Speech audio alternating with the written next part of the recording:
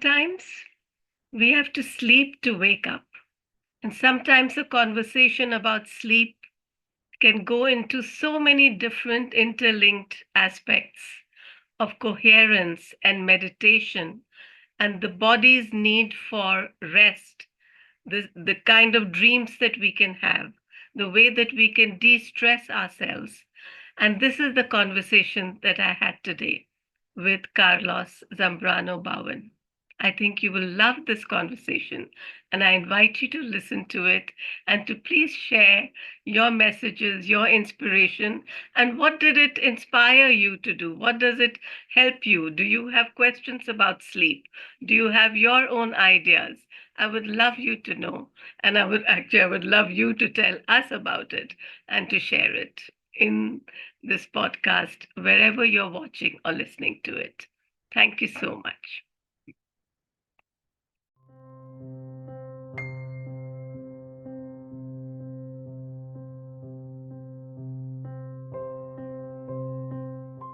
Welcome, everyone, to Co-Creator Circle's podcast. This is called Co-Creative Conversations, and I love to introduce guests who talk their walk and walk their talk. Each of them is doing something to bring about a world which benefits themselves and the people around them. So I hope that this ignites your inspiration because these podcasts are incomplete without your engagement. We need you to not only listen and watch, but also to show your appreciation, ask your questions, or whatever you would like to add. Maybe you have an inspiration, maybe you have an idea that you'd like to share with us after you listen to the conversation. So please do engage because this is co creation as we are all seeking to bring about a world that benefits all. And today I'm going to introduce a wonderful person who I met recently called Carlos Zambrano Bowen. I hope I pronounced your name correctly, Carlos. Yes, you did, Suri. Hi, nice to meet everyone. So, Carlos is a sleep wellness expert. He specializes in optimizing sleep habits and routines to enhance overall health and well being. His work focuses on helping individuals overcome sleep challenges through evidence based methods, improving the rest quality and promoting mental clarity. In the course of our conversation, Carlos will provide practical tips for better sleep, importance of sleep in mental and physical health, and strategies for overcoming common sleep issues. You know, we might even find that we have issues with our sleep that we didn't know about. So I'm very excited actually to listen to what you're going to say, Carlos. And I also want to introduce people to the fact that he's an author of an ebook called 30-Day Devotional on Happiness and Contentment. So we're going to touch a little bit more about that as well and not just sleep. Let's see where the conversation goes.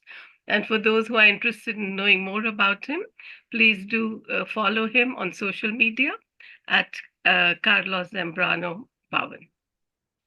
So, Carlos, welcome again to Co-Creative Conversations. Thank you, Suri, and thank you for the invitation. I'm wondering, Carlos, what got you interested in the topic of sleep? Well, when I came to the United States, my first line of work, I was working directly with the DME company, which is a durable medical equipment company, and I was setting oxygen up and helping people get adjusted to using the CPAP, which is a device to help control sleep apnea.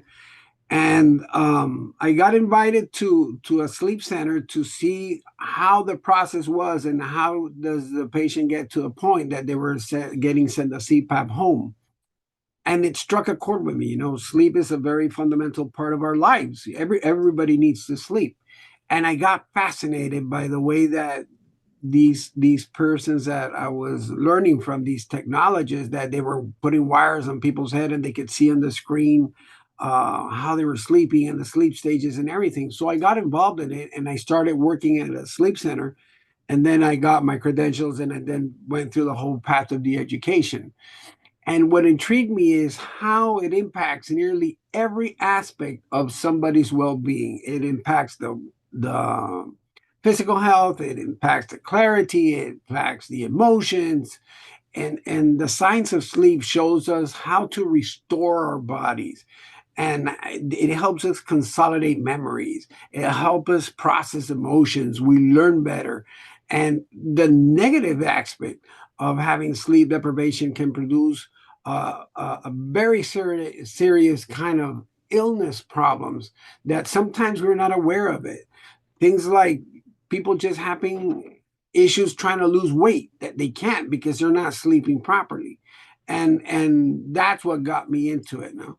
So I teach particular methods to my clients and people that approach me and they want to learn how to improve their sleep, because while sleeping good is a fundamentally thing, but maintaining and consistently being aware that it's something that's necessary, that's where I see the challenge is. People take sometimes time from sleep to sacrifice it to do other things, to um, work at a second job, or sometimes they're up late just being on their devices, just being distracted, and it's taking a toll on the health of the people. And that's where I come in. It's like I try to help people improve their sleep and have sleep studies done and understand what's going on and the importance of sleep. And obviously sleep, meditation, reading good books, doing exercise. It's a myriad of things that you have to do at the same time.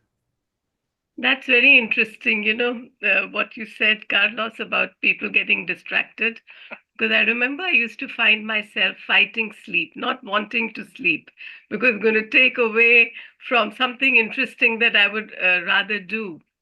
Do you feel that there's a deeper component to that? I mean, sleep is something supposedly so natural, right? It's something the body needs. Um, why do you think that people may be fighting sleep? Did you come across people who said something to you or in your experience? Well, what happens is that we live in a different society now that back in the day we didn't have such distractions like entertainment, television, the internet. Now we have the cell phones that have become an extension of the arm.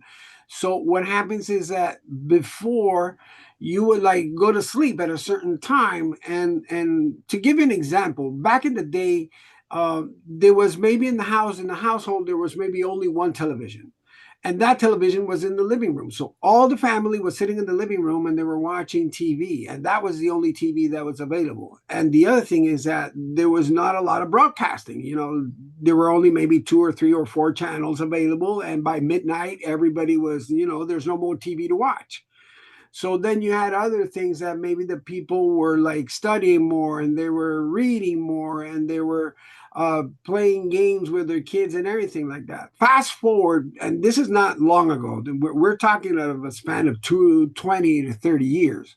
Now you have entertainment that in every room, at least in the United States, there's a possibility that you would find a screen.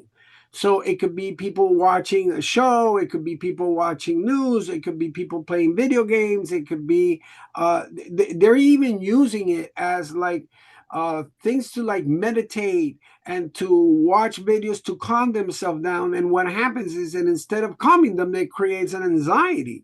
Because what happens is they'll say, okay, so I'm going to put a meditation for 20 minutes. The 20 minutes pass by, the person doesn't fall asleep. And then they say, oh, so now I have to do it again. Or they'll grab their phone. And it's been discovered now, like for instance, with the cell phones, that once you have the cell phone facing you and you get hit by the blue light, it activates a part inside of your brain and that it stops producing melatonin. It says, okay, so we're up. We have to keep, doing all our bodily functions and keeping you alert. So that's part of the issue. And then the other thing is that sometimes people sacrifice sleep because they have two jobs, or they have to get early because they have to go to school, or they have to go to work, or they have to do something. So they don't set the time to go to sleep at a fixed time. and we could see it that people maybe on the weekends they want to like catch up, like doing this sleep catch up to get that sleep debt and try to control it.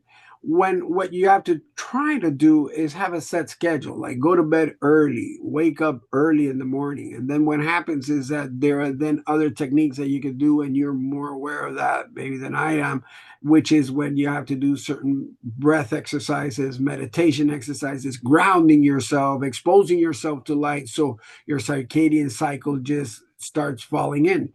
And it's a habit. That's what happened. If you have a habit of going to bed late for no reason at all, just for entertainment, because that's another thing. People sometimes they'll go and sit on the couch and they're watching TV. They doze off, they fall asleep, and then they wake up. And what happens is that just go to sleep at the time you're supposed to and turn the TV off. It's as simple as that. I'm not against entertainment. I'm not against people watching things, but sometimes people get hooked up to the thing and they say, well, I have to watch one more episode, or I have to wait a little bit more to see that. And what you're doing is that you're compromising, you're sacrificing your sleep, and your body needs it. And that's why sleep deprivation is a very serious thing that's happening now worldwide. You know, two thoughts came to me, or maybe more while you were speaking. One of the things is that you've been talking about if you sleep late. So, what is it that, what's the right time to go to sleep? Well, establishing a consistent sleep routine is beneficial for everyone because it aligns with your natural circadian rhythms. However, the timing might be different. There's people that are called night owls, and there are other people that are called early birds. And it's done for a reason. It's sometimes that the rhythm fits their body natural preferences. Like, for instance, there was a time in my life where I worked mostly nights. So I had my circadian cycle and my rhythms inverted. So what happens is that I was adjusting to those times. So the key thing is, just doing little habits like reducing the caffeine intake right before you go to bed, turning off screens. It doesn't matter if you sleep during the day or sleep during the night. Before the bed, you have to just try to disconnect yourself from that.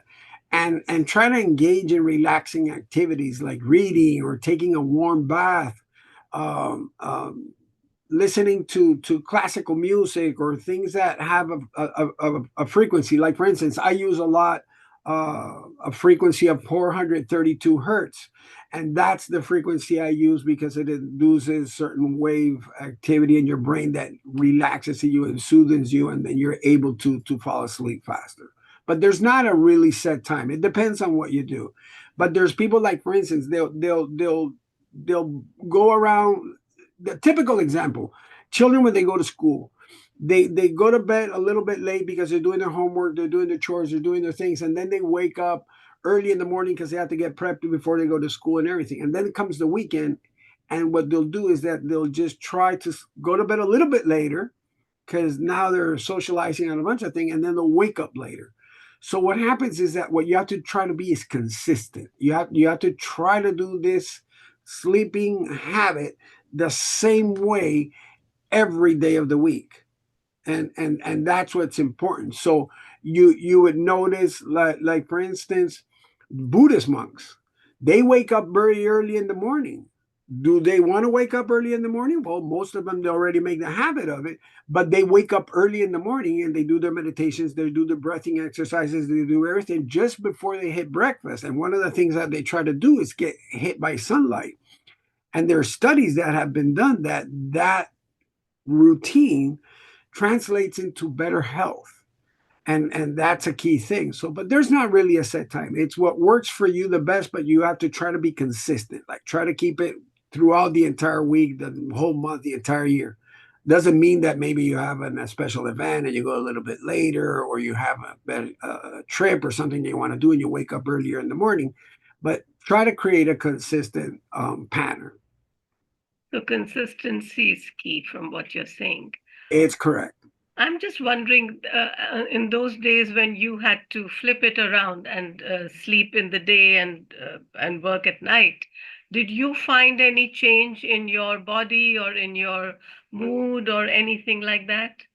Oh yeah, not only me, the people around me would like notice it. Like for instance, if I wouldn't get my hours of sleep enough, because the natural things that happen in the house, people going up in stairs or closing doors, kids coming in from school from that, my temperament would be like I would be very upset all the time, and I was grouchy, and I was very upset, and things that shouldn't even bother me would bother me.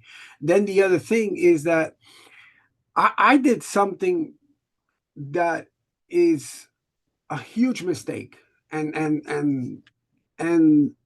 I I'm actually paying a high price for it, and this is what I did.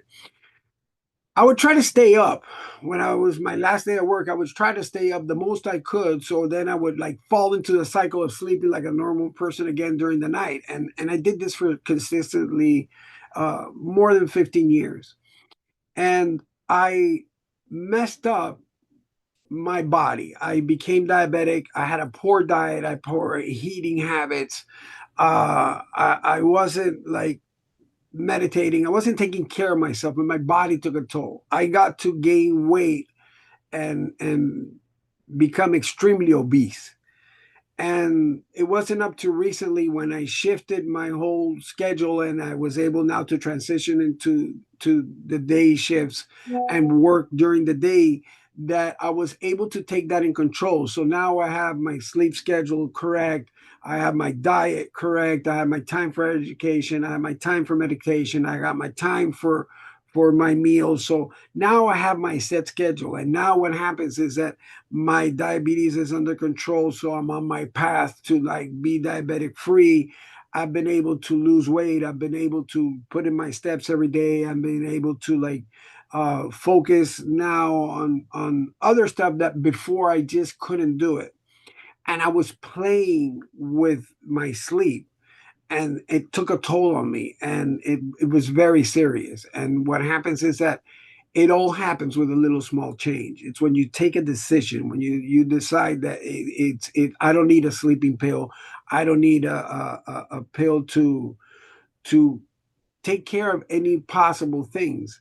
So it takes a little bit of time, because obviously I was like 15 years doing the same thing. So bouncing back and try to create order again, it takes time. So it takes 21 days to form a habit, 90 days till it becomes part of your lifestyle.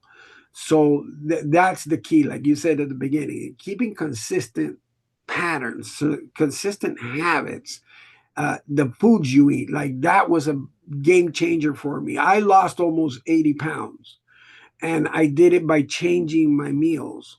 I stopped eating anything that was color white. I don't eat anything, any carbohydrates, barely anything. Everything is protein and vegetables. I was watching what my intake was. I don't drink coffees anymore.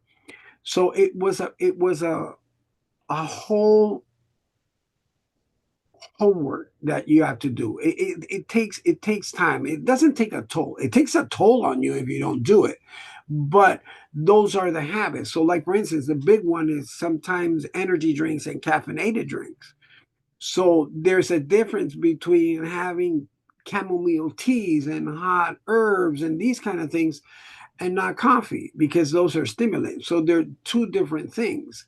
So I was at a point that I was even having a coffee and trying to go to sleep. So it's like not taking care of myself properly. So I learned these things. I know how you feel. I know how people feel because I was there. I was a person that was eating late and going to bed late because I was having issues trying to turn around my life. And until I didn't decide, hey, you know what, Carlos, you have to be in bed by 9 o'clock and asleep by 9:30. And I started applying sleep hygiene, because that's the other thing. Sleep hygienes are routines that you can apply to your daily routines. They're not costly, they're not complicated, but you have to be consistent with them. And that's how you're able to turn around your life. I love that sleep hygiene. So, were you were talking about also the music and how you set up that. Is that what you mean by sleep hygiene? Can you expand a little on that? Sleep hygienes are little habits that you could do. Like for instance, I use a technique that's called 10-3-2-1-0. So 10 means before you go to bed. Let's suppose that you have a set time to go to bed at 10 o'clock at night. So before 10 hours before, that means at noon, at 12 noon, that would be your last intake of a caffeinated drink or an energy drink or a stimulant drink. So 3 hours before you go to bed, that would be the last time you would have a meal. And if it's a light meal, it's even better. You can even have like a little salad, a little fruit. And then after that, if you're still hungry, maybe you can have like a little snack, like a half a banana or a bunch of nuts, a handful of nuts. But you shouldn't have a heavy meal and try to go to sleep immediately. It should be 3 hours before. And one of the reasons is because your digestion is working. So sometimes if you go to bed with your stomach full, you won't be able to fall asleep. All your blood's going to your stomach because it's working, it's digesting. So what happens is that then you have people that do that, and you can't fall asleep. It takes a toll on you. So what happens is that that's one of the things. Then the other thing, 2 hours before you go to bed, no more work. Meaning there's people that by necessity have to take work home, or they're grading papers or they're doing things. So 2 hours before you go to bed, you should stop all work. Obviously, there are moments that you won't be able to it because, like, if you have a deadline, if you have to, like, turn in a paper, or you have to answer to a project, or you have a very important meeting in the morning, obviously it would not be that. But I've learned something. I've learned that if the moment you walk out of your office, the moment you walk out of your business, and you don't have this time for you, you're not being efficient. So something's off. So what you have to do is separate the time for it. So why not 2 hours before you go to bed? And I'll explain a little bit about that a little bit further, so we understand what we focus on grows and how do we go to sleep during our meditations. Your mind still works on it. So then 1 hour before you go to bed, that's the moment that you should not have any more electronics, any more iPads, tablets, TV, or any exposure to strong lights. So neon light. So you would have, like, a little warm light beside you, or maybe a Himalayan salt lamp, which dims the whole room, and you can maybe read a book, or you do your meditations. And then 0 means do not snooze. Snoozing is a big one, because what happens is that during your sleep cycles, you go through different steps, but the last step of each cycle is supposedly what REM happens, which is rapid eye movement. That's where your body is like in a catatonic state, and your muscles are relaxed, and you're sleeping the best that you can. So REM sleep, usually in the last cycles of the night, is when it's the most longest. So usually that's around when you're waking up. So what happens is that people tend to like snooze, and I was a big snoozer myself. So what happens is I had my alarms, and I had like 4, 5, 6, 7 alarms, and it was like snoozing every 5, 7 minutes. So you're better off just putting your alarm at the moment that you know that further from this you can't sleep anymore, and have all those 15 minutes, 20 minutes, 30 minutes of snoozing. Just don't do that. You're cutting yourself asleep, and then you're going into a thing that you think that you're sleeping and you're not, because you're aware that, okay, I'm not going to miss the alarm. So you're up. You're technically up. So you're better off just taking those 15 more minutes of sleep and enjoying your deep sleep, and then you wake up and you start your day. So that's a technique. 10-3-2-1-0. 10 hours before, no more caffeinated drinks. 3 hours before the bed, the last meal. 2 hours, no more work. 1 hour more, no more screen. And 0, no more snoozing. Wow, that's something easy to remember. Yeah. The numbers. Yes, that's very Yeah. interesting. Yeah. You And then other things that you could do is like take a warm bath, in the part of the meditation, there's a lot of research and a lot of videos, and people can learn from this thing. What you focus on grows. So what happens is that, let's suppose you have an issue, you have a problem, or simply daily life, that you have to pay a bill, or you have to pay your rent, or you have to pay your car payment, and you don't have the money. Give you an example. So people say, well, how am I going to do it? My rent's due. I don't have the money. And you're worrying about that, and you go to sleep and you're worried about that. Well, guess what? When you're asleep, your subconscious mind is thinking of that. So what happens is that when you wake up, you're worried again. So it doesn't do the body any good. So what happens is that if during a meditation, because what happens is that people tend to confuse what meditation really is, because meditation is not putting your mind in blank. And that's what some people think, that okay, I'm not going to think about that. It's very hard. We have anywhere from 60 to 70,000 thoughts during the day, and most of them are not very nice thoughts. Everything is maybe an issue, maybe everything's a problem, the influence of what's going on, social media, you name it. There's a lot of situations going on. So if you don't focus on solutions, if you're not thinking about solutions or meditating about good things, what happens is that that's going to transition into your sleep. So you might have a rough sleep, meaning that you're not going to be able to be at ease. So that's why you would hear like stories of people, counting bunnies, counting lambs, and thinking of stars and everything like that. So it's very important to understand that your struggles with insomnia, that could be something that are for years, are not related to the pillow, are not related to the mattress, are not related to any of the environment. It's what you're thinking. So what happens is that if you're a person that tends to worry a lot, well, it's going to transition into your sleep, and then you wake up worried and you go to bed worried. So it's like sometimes we just have to let go and let nature and infinite intelligence take care of the rest. And that's one of the other practices that I started to do. And believe it or not, one of a lot of people listen anywhere from to Dr. Deepak Chopra. Other people listen to music. Other people listen to biblical messages. There is no one set technique or one set hertz frequency that's going to do it for you. It's what makes you feel good. It's what makes you feel whole, and that's what's important. So that's interesting. You said it's not any particular hertz, although I think you said that what worked for you was 523. 432. Oh, 432 is what works. 432. Yeah, 432 is what works for me. for you. I have there's two situations in which sometimes people are unable to sleep well. And I'll ask you about one of them first. And that's when I was mom of a baby. And they wake up in the middle of the night. So then the mother wakes up with them. And then it's difficult to go back to sleep. So one of the things which my mother had told me is that if you are tossing and turning and not able to go back to sleep, it's better to just get up, do something, either tidy up your cupboard or do something, do some activity, and then you'll be able to go back to sleep.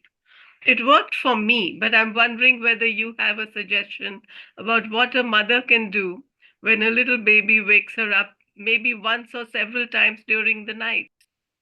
Well, what you said is actually factual. What happens is that, let's suppose that you go to bed, and then begin. You're developing your sleeping habits. When you go to bed and you've seen that 20 minutes have passed and you have not been able to go to sleep, get out of the bed. Get out of the bed. Try to do something. Try to like get a chore done or something like that. But you have to try not to activate yourself a lot. So your mom was very wise, because that's exactly what I say when nature comes in. So what happens is that the baby will wake you up. Well, there are two things. That's one is that's why you have your husband. You tap on him and, hey, it's your turn. Get up. Do something. And I need to sleep. But and then the other thing is that thank God the kids don't do that the rest of their life. So it's just, while you're nursing and while the baby is developing and growing. But there you see Mother Nature, and it's pretty interesting because mothers develop this hypersensitivity. They will even hear the kid cry before he even's up. And then she says, "Oh my God, the kid is crying. I didn't hear it." There he goes. He starts crying. So then you have to go, nurse the baby and maybe change the diaper and everything like that. But here's the key. Here's the big but. If you create a habit that you're waking up and you're creating a whole havoc of bad habits, guess who's also picking them up? The baby is. So what happens is that there's been a back and forth that people say that leave the kid in the crib and he'll cry all night and then he'll just start falling asleep and everything like that. And now fast forward, no, take your son or your daughter and have them close to you. They'll hear your heartbeat and they'll soothe them and they'll sleep better, which I think it's the correct thing to do. But motherhood is unique. It's unique to every mother. It's unique to every situation. Every mother's going to do it different, but naturally, you'll figure it out, because what happens is that what worked for you might not work for another mother, or maybe some mother can breastfeed, others can't. But here we are. The husbands are here. If it's a diaper changing thing, just wake the guy up. Hey, listen, it's your turn. This is your kid too. And then you could just go to sleep and try to do that. But But it's yeah, you're right. Get out of the bed, do something, and just yeah. try to fall asleep again. But Yeah. then again, and here's the interesting thing. Hmm.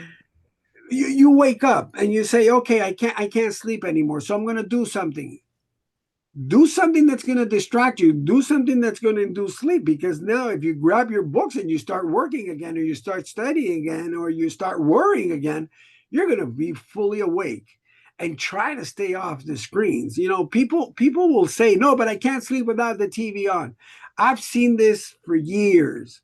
People, okay, they'll have the sound to soothe them themselves, but substitute it. Use white noise, use radio, use something like that, and then little by little you start substituting that.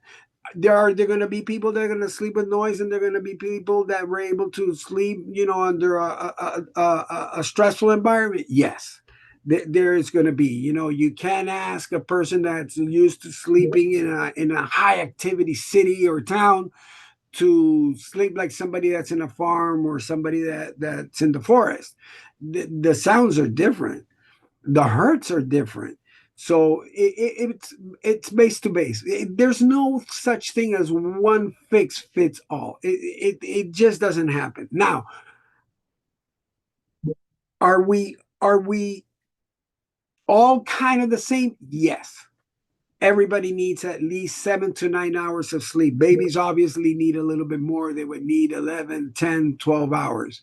And you shouldn't try to be under 6 hours of sleep if you can, but everybody needs the 7 to 9 hours. So what happens is that you could use the 888 method. You have 8 hours to sleep, 8 hours to work, and then 8 hours to do whatever you want, and then you fix that. But what happens is that sometimes people, in certain circumstances, they have to do it because they have to do 2 jobs or 3 jobs, or motherhood at a certain point. And the chunk that where people tap into is the sleep. And that's important to not try to touch that, and try to get your hours from some other where. And one of the things that I always see is that you do it to yourself. Nobody's doing it to you. It's like there are moments in life that you have to do certain sacrifices, and I'm okay with that. When you're going through school, when you're going through puberty, when you're going to college, when you're a grown up in a certain situation. But people are doing it now for entertainment, and it saddens me, because it's like, I see it like with shows that will tell you, and after the break, we'll let you know how the weather is going to be tomorrow. Well, guess what? Don't worry about it unless that you don't have an umbrella at home and it's going to rain. It's like the weather's going to be the weather the next day. It's going to be either or. Now, obviously, if you're tracking a hurricane or you're tracking a thunderstorm or you're tracking something else, I can give you that. But if tomorrow rains, it's going to rain. Tomorrow the sun's going to be out, the sun's going to be out. There's another situation that I was thinking about because I recently see it, and we see it when we travel transcontinental, long hauls, and then you get jet lag.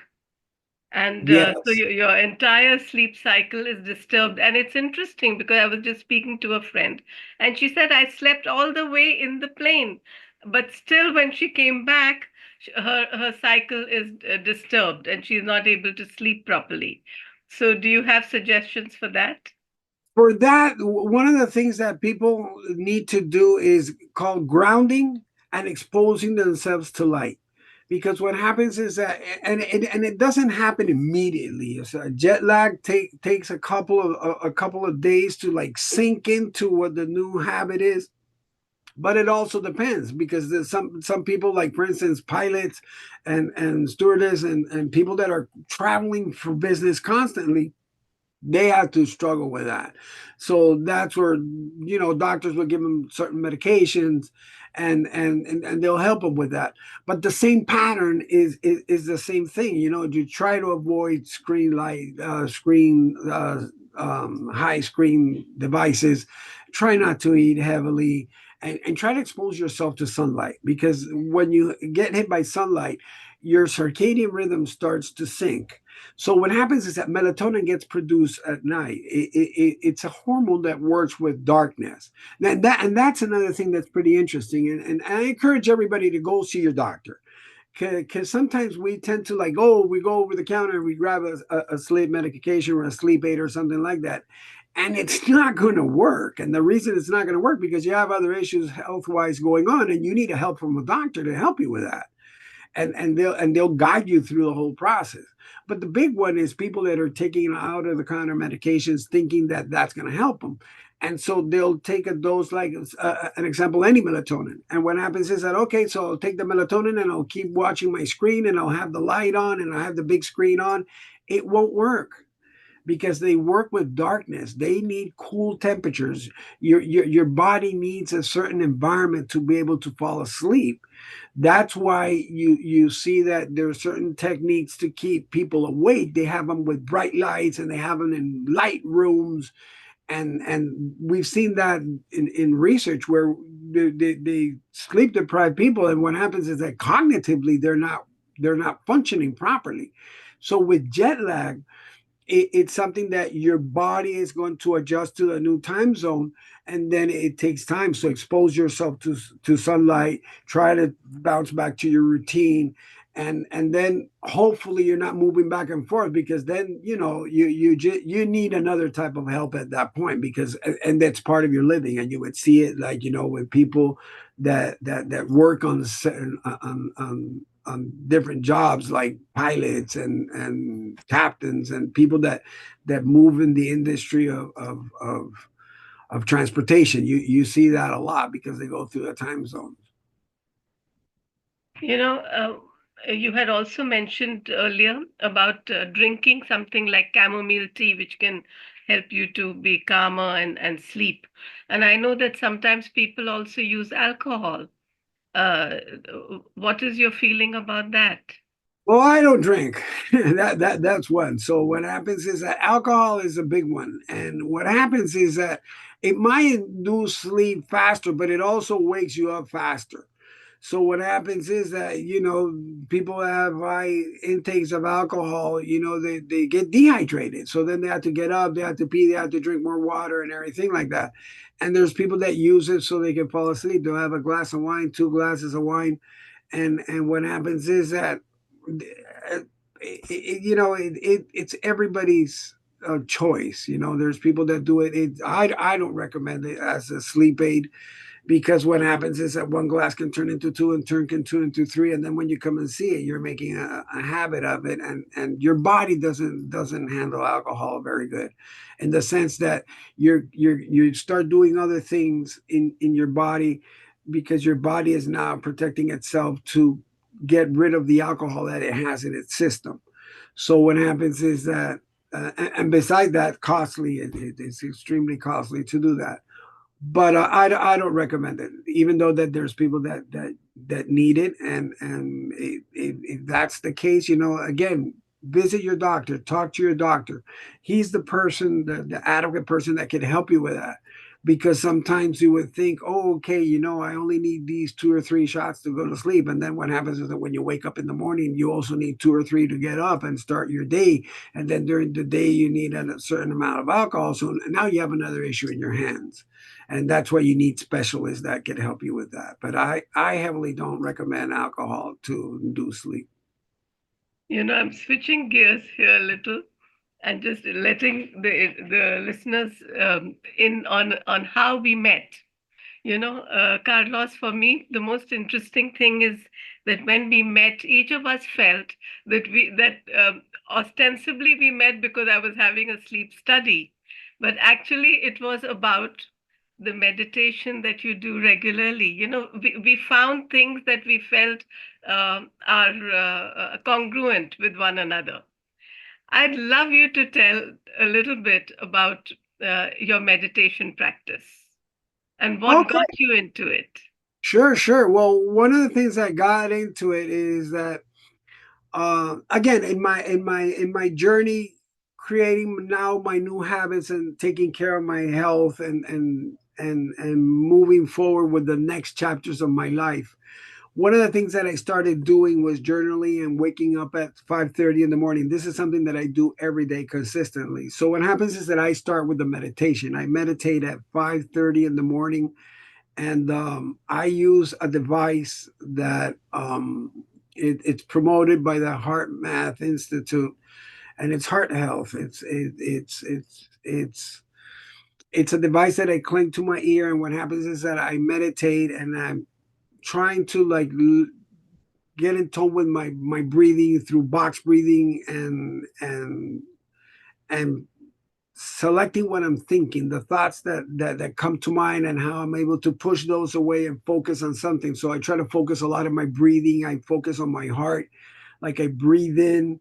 I try to breathe in through my right nostril, because what happens is that that's where the positive energy is. And when I try to exhale, I try to do it through my left nostril, and that's where the negative leaves the body. And what I try to do is like try to focus on happy thoughts, try to focus on things that you want to do, try to visualize the future and how does it feel, what emotion do I get to it.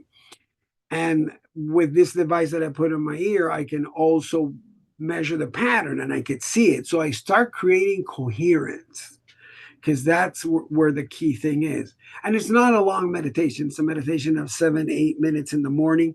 I have a pre-selected Om vibrational audio, and it's always the same one.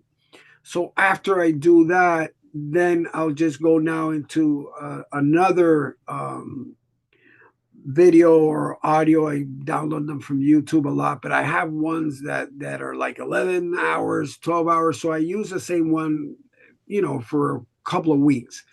And what I do then, now I'm journaling. So now I'm grateful. I write 10 things that I'm grateful for, and then my goals, and I'm meditating in the middle, and I have a little diary that I have about happiness, and that's where the bulk of the 30 days of happiness and contentment came to life. And that's something that I do consistently. I do it every day. I do it, and I journal it, and I write it my things on yellow pads, and it's helped me a lot, because if I don't do it one day, I miss it. I miss like something's. I'm missing on something, and then I'm just waiting to get home and be able to fall asleep, and then the next day just get into it and tap into it. I'm a firm believer in meditation, because meditation can reduce the need for additional rest, but it doesn't eliminate the body's need for sleep. and deep sleep stages like REM or delta sleep, because those stages of sleep are critical for various psychological processes. While meditation can make you feel more rested and it improves your overall sleep quality, it's it you don't need to cut hours of sleep to do meditation. That's why at night, and this is what I was talking to you before that I was going to come back to. When you go to sleep, you go through different stages of sleep, but you go from alpha to theta. And then what happens is that every day there are two windows that open, and it happens for me, for you, for everybody that's listening or watching. That little window is where you can tap your unconscious mind. And you if you learn how to do this on purpose, you would be able to achieve anything you want in life and tap into infinite intelligence. It's pretty awesome. So what happens is that that's when you start falling asleep. And that moment that you're starting to sleep, that little window opens up, and what you're thinking of, you can induce it to be there, and you go to bed thinking about that. And what happens is that once you fall asleep, your brain is going to be working on that chore. It's going to be working on that thing that you think. And one of the persons that has been working a lot and teaching a lot about this is Dr. Joe Dispenza. He talks a lot about this, and he has the research to prove it. So what happens is that that same window opens in the morning. When you wake up, right before you put your feet into the bed, that moment that you're waking up, that you hear that snoozing alarm and everything like that, if you, the same thought that you had at night, you implant it in the morning, then your subconscious mind's going to be working throughout the entire day. And that's where the thing with meditation comes in, because what happens is that meditation, people think that you have to not think about anything and have a blank mind, and it's not that. It's what you focus on. It's what you focus on. You focus on in being happy. What does happiness mean to you? What emotions attached to it? If you are having a project and you want the project to solve itself, what are you thinking on when you go to sleep? Or if you have an illness, and you're thinking, oh my God, how am I gonna feel better if I'm not doing the right things? And you go to bed and you're thinking about problems. Well, guess what? When you're gonna wake up in the morning, you're gonna have problems. You're not gonna have solutions. So sleep is extremely important because your body's doing a bunch of things at night that we're not aware of. Like, we're not aware of how many times our heart beats during the day, but when we go to sleep, we don't know how many times it's beating. So now there's a lot of research and there's a lot of work saying that, look, at hypertension starts at night. There's people that have heart issues throughout the night and they're not aware of it. And what happens is that then people have a heart attack during the night.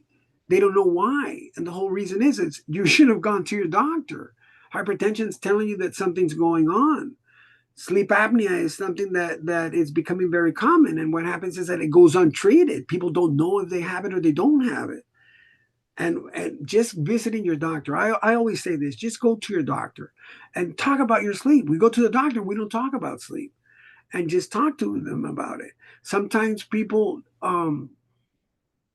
think during hard times in their life that it's not going to happen to them. Oh, I don't have that. Well, guess what? You do, and you just learn how to live with it. Even your bed partners learn to live with it, because you might say, oh, my husband, my wife, they snore like a train and they stop breathing throughout night and they're gasping for air and choking for air. But she's like that. She's done like that. My grandpa and grandma used to live like that. They'll always fall asleep in inadequate places and they'll be with their mouth open like eating flies, and it's normal. They learn how to live like that, and it's not right. It's not right. We live in an era now that there's so much information, so much things that we can benefit from it. And meditation is something that I believe everybody should practice and do it at least twice a day. When you wake up in the morning and when you go to sleep.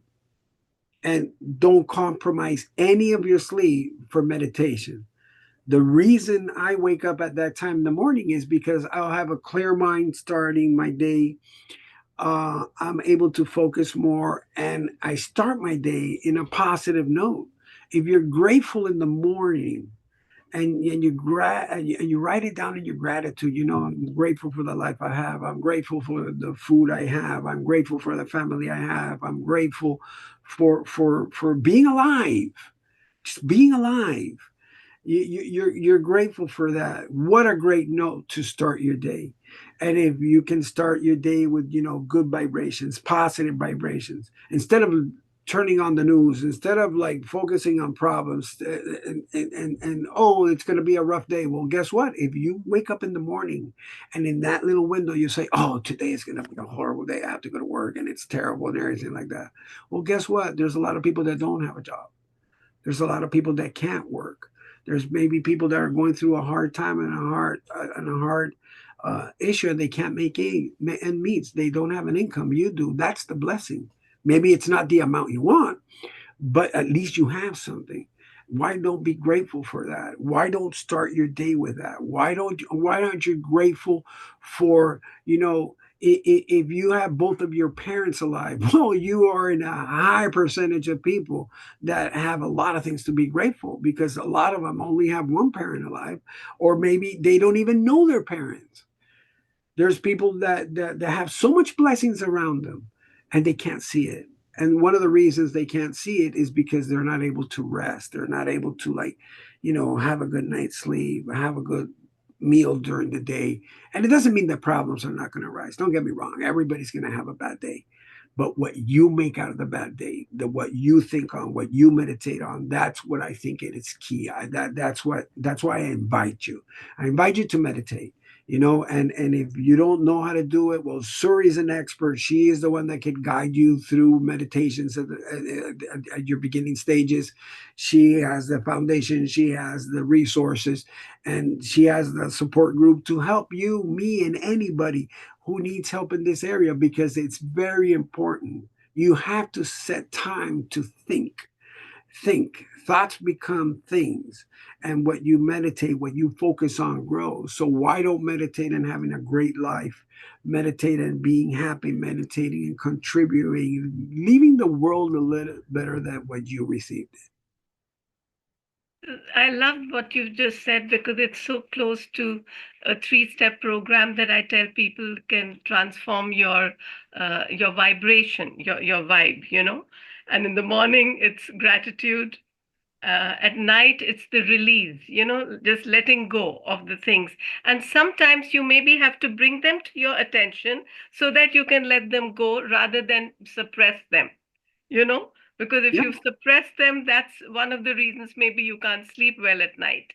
But in the daytime, and this is what I'm going to ask you, anytime during the day, I know that when I was a child, people used to say, oh, don't daydream. But I don't mean to me, but this was the regular thing that adults would tell children. You should not daydream. Don't let your mind wander and things like that. And today we tell people, be aware of what you're dreaming. Know your dream. Dream a world into being, the way that we say that in Australia, the Aboriginals, they dreamed the world into being. So, what is your dream, Carlos, when you are in your meditative state, and when you write in your journals? Do you have a feeling about what is this world that we are dreaming into being? Well, and to add to your foundation's name, I think we're co-creating the world where we live in. And it comes through awareness. Our collective well-being is always growing. And what happens is that they're groups. They're groups, and they're part. I'm part of a couple of them when we do the coherence meditation. Meaning, let's suppose that you have a family member that's going through a health crisis or a tough situation. We went recently through one, and I'm just going to share a personal story here. This family member was going through a situation with cancer, very, very, very strong. So we were talking about sleep, the things that he had to do, the rest, and everything like that. And at the beginning, he didn't want to go through um, Western medicine. He didn't want to do the radio. He didn't want to do the chemo. He didn't want to do everything. So he went natural for a period of time. And what happens is that the cancer was still growing. So I told him, listen, you have to combine both approaches. You have to benefit from science. You have to benefit from these intelligence that are out there. And again, that's why I always encourage people. You have a health issue, go talk to your doctor. And when I say talk, that's the key thing. Talk. If a doctor is or a physician is just pushing you pills fast through the whole consult and he's not having a conversation with you, get another opinion, and try to work a plan. That's where the key thing is. So we are co-creators. So what we think on, that's how you're going to heal. So with my family member, one of the things that I did with the family said, everybody at 6 o'clock p.m., it doesn't matter wherever you are, it doesn't matter whatever you're doing, you stop what you're doing and we're going to meditate for 1 minute. So this has nothing to do with crazy meditations of 40 minutes, 50 minutes, 60 minutes. You don't have to become a monk and move to India. And you don't need to do any of these crazy things. All you need to do is 1 minute, be intentional, raise a thought to a higher frequency, let it out to the universe, to God, to Buddha, to whoever God you believe in, to intelligence, to infinite intelligence. You raise it up where you, with an intention, you wish that your family member is being healed. And if everybody's doing that at that same time, that heals people. It does. Fast forward after 1 year, my family member is cancer free, totally in remission of an aggressive throat cancer. Everything helped. I'm not going to say that one thing did it by itself and the other one's thing, but here's where the key thing is. Look at how he started without not telling anybody what he was having. So now he went and he said, okay, so this is the thing. I'm going to do a plan without doing chemo, radio, and doing all the stuff. Didn't work. Now he put a chemotherapy in, and the love of the family and the intentions of the family and the thoughts of the family. And 1 year later, he's cancer free. He still did the homework. He still did the meditations. He still did the job. He still did the diet. He still took his medication. He still had. But I remember clearly that we walked through a big hospital, and I told him, listen, this is all designed for you to heal, and I want you to know. And I told him that I see you healthy. I feel you healthy. I feel you warm. I hear your voice. I can see you healthy. And that's very important to keep that thought. And it can happen during the day. Daydreaming is not a bad thing. It's a bad thing if you're doing it all day long and you're not working on it. That's where the problem is. But you have to have a dream. A man without a dream does not need to work. And a man without work does not need to dream.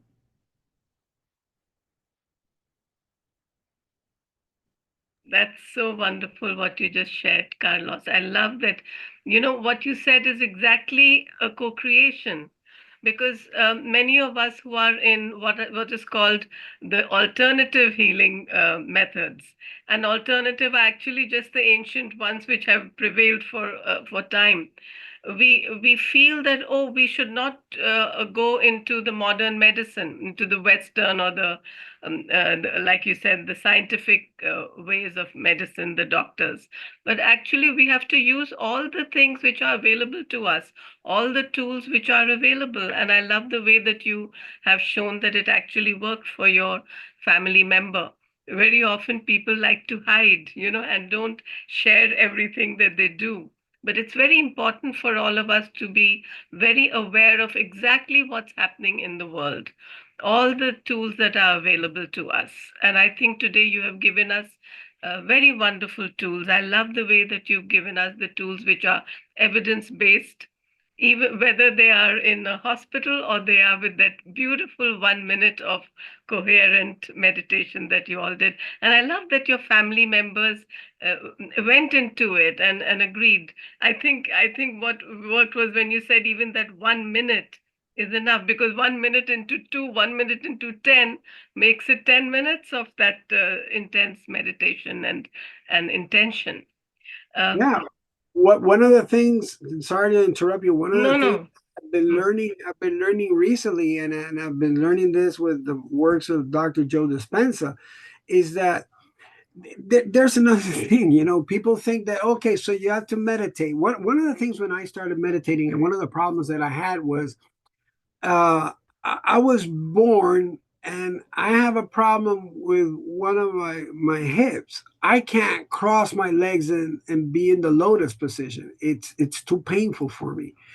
And so I tried it to, like, okay, so I'm just gonna like do this and deal with the pain and everything and try to do it and do it and do it and do it. But the pain would, like, the way it triggers the pain, I wasn't just like relaxing, I wasn't being calm about it. It came to my realization that you don't need to close your eyes. You don't need to put yourself in a body position, a specific body position. You can meditate lying down. You can meditate sitting down. You can meditate walking. You can meditate being totally aware. You can meditate with your eyes open. You can meditate walking. You can meditate sitting. You can meditate in the beach. You can meditate anywhere. So what happens is that that's the thing, the misconceptions that we have, and sometimes most of them come from social media. Oh, you have to meditate. Okay, so and you have to put yourself in the body position, and you have to do that, and and everything like that. No, you don't need to do that, because what happens is, first, it's a frequency, and you have to learn how to say it properly, but you have to also understand where is it that you're going to feel it in your body, and how is it going to align your chakras, and how is it that you're going to see a light that's going to go through all your chakras till you hit the sacrum and then just come back up again. And what happens is that you don't learn that overnight in a YouTube video, but when you learn that and you practice it, then you can go to these like 1 minute meditations.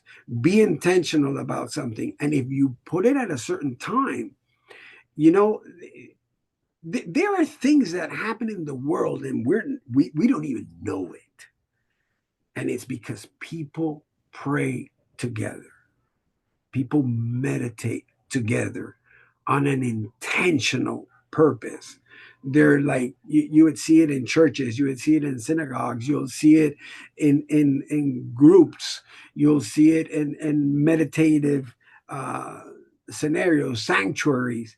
There's a meditation with intention. It's not meditating to get away. Mindfulness is not totally understood. And what happens is that what you and I are saying now, science is proving the benefits of meditating, but you have to meditate properly. You have to know how to do it. It's like, oh, okay, I can't deal with you now. I have a problem. I'm going to go meditate. Oh, and it's going to go away. You're going to wake up and the problem's still going to be there. You have to do your due diligence. You have to do your homework.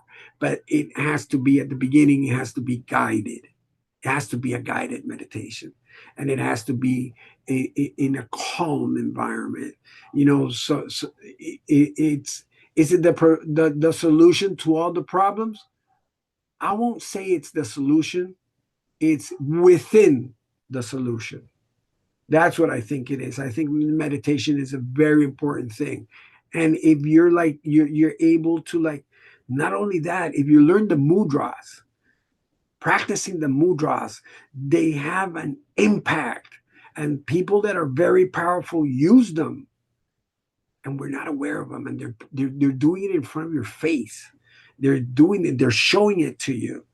And what we read and who do we listen to, and the messages. I think that's very, very important, because it's very hard to be in a blank mind. Extremely hard. And I'll be honest, at the beginning, when I started learning all these meditations, one of the people I would listen to all the time was Dr. Deepak Chopra. And what happens is that it was the message. It was the way he would guide you through the meditation, and now you can heal, and now you can do this, and now you can do that. And you would never hear the meditation that would go something like, okay, we're going to go into meditative state. Do not take that medication. They will never say that. It has nothing to do with traditional medicine or Western medicine or Chinese medicine or Ayurveda or any of the techniques that are out there. Meditation is part of everything together. You just have to learn how to benefit from everything at the same time. And one of the persons that I read a lot is His Holiness Dalai Lama. And it's interesting because everybody think that the holy man doesn't go to a doctor, and he does. And you will ask him a question and he answers it like a normal human being. It's what you think. So what happens is that, remember, we said we have 8 hours to sleep, say 8 hours to work, and 8 hours for yourself. Well, that 8 hours of yourself, grab a half an hour. Meditate 15 minutes in the morning, 15 minutes at night. I take 1 hour in the morning. That's what I do. I meditate 7 minutes, and then the rest of the time I'm doing my journals. I'm meditating and I'm listening to my frequencies. It could be anywhere from 968 hertz mixed with 521, and then 438 and 175. I mix them. I mix both of them because the blings and the sounds and everything are triggering brain waves. And then what happens is that time goes by, and then you have to like now set an alarm to stop meditating because I have to go to work, because if not I won't make it on time. But if I lose myself in that, then I feel like I would be in a monastery. I could be listening to that all day long and writing, and I know I can't do it because I have to go to work. Do I want to do it? Yes, definitely. It'll get to an age in my time when I retire that I will be able to do that. But we live all in the blue marble, and we have to make this the best moment and the best time to live in. We have to co-create, and it all starts with love. You have to love yourself. If you don't love yourself, you can't give love. You can't give what you don't have. Who do you want to be? And then you have to work towards that. People will tend to have it backwards. People will say, oh, when I have money, I'll do me this. Oh, when I'm successful, I'll do that. No, it's on the contrary. It's be, do, and have. And then after you have, then is when you can give. You can't give what you don't have. If you're not a peaceful person, you can't give peace. If you are not a loving person and you don't love yourself, you can't love. And what happens is that we have it backwards. And I think it all starts with thought. I think it starts with meditation. I think it starts with nutrition. I think it starts with doing your regular exercises. And obviously, the key component, everything is sleep.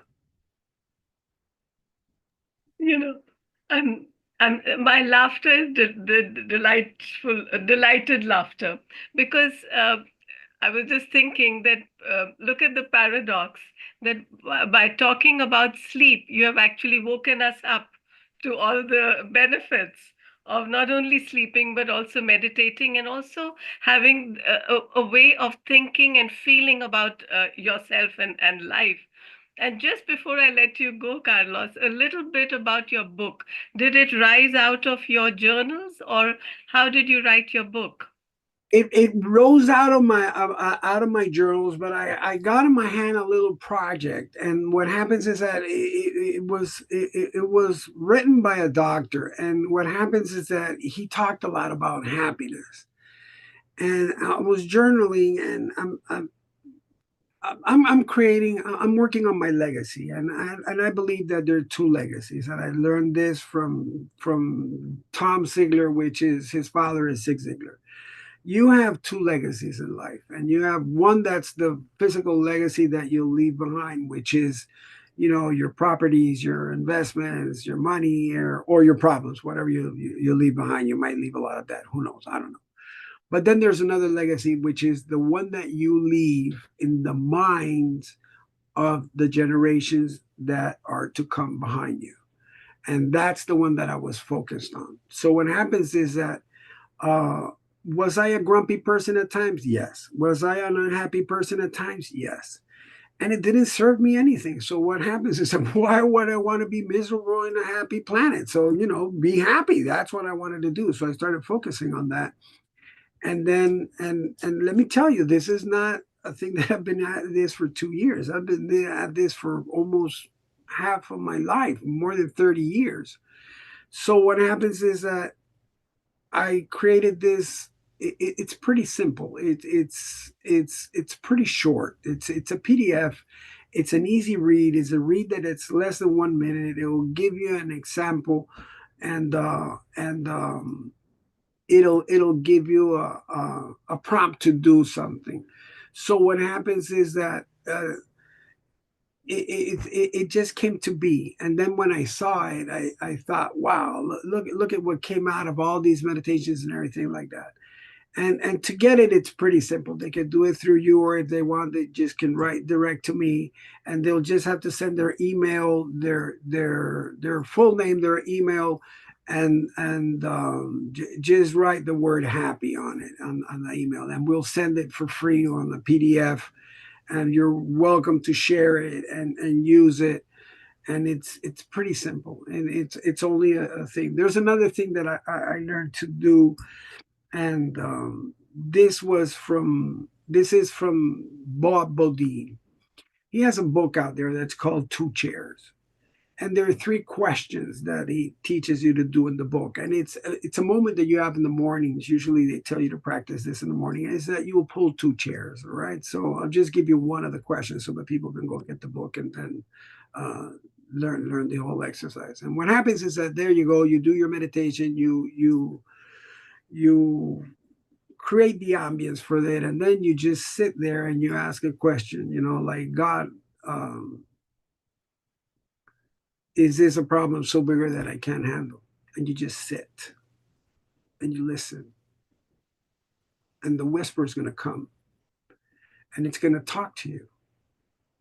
And it could be, like I said, it could be God, Buddha, Allah, whoever you believe in, infinite intelligence, superior intelligence, ET, the extraterrestrial. It doesn't matter. It works with everyone. You sit and you listen. And then what happens is that you'll get the sign, you'll get the answer. Is it going to be tomorrow? Hopefully, I don't know. It'll take time. Sometimes it does. God delay is not God denials. And what happens is that you'll hear the voice. And what happens is that you will feel it in your heart. And that's where the coherence comes in. The mind and the heart working together, creating coherence, is what gives you peace. The answers to the toughest questions in life don't come from the mind, they come from the heart. If you cannot stand in front of a problem, bend your knees, look for it, ask, and you shall receive. So if you want inspiration, ask for it. If you want help, ask for it. If you want money, ask for it, but don't ask me, I don't have any. If you want happiness, ask for it. Ask. So what happens with that exercise? You're there with your thoughts. And what you focus on grows, thought become things. And you'll hear this whisper. You'll feel it in your heart. You'll feel the warmth of your body. And now you're irradiating this thing. And we have been able to measure it in the spectrum. You would know how to recognize these people. You would know how to recognize power. You would know how to recognize people that will help you. Why? Because these are the people that walk into a room and you can feel the presence. Now, it works on the other side of the spectrum as well. If you're a person that's full of hate and it's always grumpy and it's always fighting, well, guess what? The moment you walk in the room, everybody's also going to feel it. So what happens is that live with intention. We have to live with intention. We have to live on the frequency of love. That's the key. Are we going to have problems? Yes. Are we going to have challenges? Of course. That's where we grow. But above all, we are all part of a human race. and we're smart and we're intelligent, and we put all our minds, all our frequencies, all our efforts, and we put them together and intentionally towards something, miracles do happen. I'm a firm believer of those. Thank you so much, Carlos. I think after this, there's nothing more to be said. You have you've really shown the spirit of co-creation in so many different ways. I'm very grateful, and I would love to know what our readers and our listeners later on tell us, and if they have any questions. Do you want to give your email or where they can write to you for the book? Yes, my email is Carlos at carloszambranobowen.com. And Yeah. it's CarlosZambranoBowen.com, at Carlos at the beginning. And Or we write or that they down. would do it, through you, and we'll send them the PDF. Okay, But perfect. to close, I just want to close with one message, and my message would be, don't underestimate the power of small habits, whether it's adding a few minutes of meditation to your day, taking time to breathe deeply, or choosing to go to bed 30 minutes earlier. These are little changes that can have a profound impact on your well being. The journey to a better health and happiness don't happens overnight. It takes time, but every small step that we take builds towards a more balanced and fulfilling life. And I'm here. I'm available. I'm a text message away. I'm an email away. If you don't contact me directly, please do it through Suri. I'm here. I'm your servant. I'm here for anything that you guys need. It doesn't matter if it's sleep or it's thought or it's whatever, or you just need a friend to talk to. I'm here. I'm available, and it was been a pleasure sharing. I know that we might have extended the time, but that's a good thing. That means that we had a good and a great time. I did. Because we have 8 hours to do what we want to do. That's correct. And we've spent just a little bit of that in this very, very inspiring and and vibrant. It's so interesting. It's such a beautiful conversation. Thank you so much, Carlos. Namaste. Thank you very much.